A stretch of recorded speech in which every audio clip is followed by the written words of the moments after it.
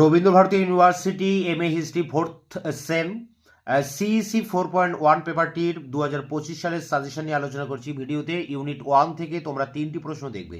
রাজনৈতিক শক্তি হিসাবে মহীশূরের উত্থান, হায়দার আলীর সাথে মারাঠা নিজামের সম্পর্ক, টিপু সুলতানের সঙ্গে ইস্ট ইন্ডিয়া কোম্পানির সম্পর্ক। এই তিনটির মধ্যে একটা জেনুইন কমন পেয়ে যাবে। ইউনিট 2 থেকে দেখো টিপু সুলতানের প্রশাসনিক ব্যবস্থা, টিপু সুলতানের অর্থনৈতিক সংস্কার, শিল্প বাণিজ্যকে কেন্দ্র করে, পরেরটি হায়দার আলী টিপু সুলতানের সামরিক ব্যবস্থা, পরেরটি টিপু সুলতানের ধর্মীয় নীতি। এই 4টি প্রশ্ন তোমরা করলে এখান থেকেও তোমরা জেনুইনলি একটি প্রশ্ন কমন পাবে। এরপরে দেখো ইউনিট 3 রয়েছে। ইউনিট 3তে প্রথম প্রশ্ন হায়দ্রাবাদের উপরে, এবার ইউনিট 3 এবং 4। তা প্রথম প্রশ্ন, চীন কুলিস খানের নেতৃত্বে হায়দ্রাবাদের উত্থান। পরেরটি হায়দ্রাবাদ রাজ্যের সামরিক সংগঠন সম্পর্কে লেখো। 3 দাগের প্রশ্ন, হায়দ্রাবাদের অভিজাতদের বৈশিষ্ট্যগুলি আলোচনা করো।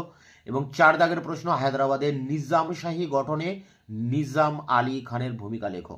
তো এই 4টির মধ্যেও তোমরা একটা প্রশ্ন কমন পেয়ে যাবে। এরপরে দেখো রয়েছে ইউনিট 4। প্রথম প্রশ্ন, হায়দ্রাবাদের অর্থনৈতিক অবস্থা সম্পর্কে লেখো। 2, হায়দ্রাবাদের নিজামশাহী গঠনে মনসবদারি ও জায়গিরদারি ব্যবস্থার ভূমিকা। পরেরটি, হায়দ্রাবাদের ধর্মীয় জীবন কেমন ছিল। এবং শেষ প্রশ্ন, হায়দ্রাবাদ রাজ্যের সাংস্কৃতিক জীবন সম্পর্কে লেখো, অর্থাৎ কালচারাল লাইফ। তো এই প্রশ্নগুলোই করলে তোমরা অবশ্যই এর মধ্যে কমন পেয়ে যাবে। তোমাদের অন্যান্য পেপারগুলোর সাজেশন দিয়ে দিয়েছি, সেগুলো তোমরা দেখবে। দেখা হচ্ছে অন্য ভিডিওতে। ততক্ষণে চ্যানেলকে সাবস্ক্রাইব করে রাখবে, বন্ধুদের কাছে শেয়ার করবে। ভিডিওটি ভালো লাগলে অবশ্যই একটা লাইক দেবে।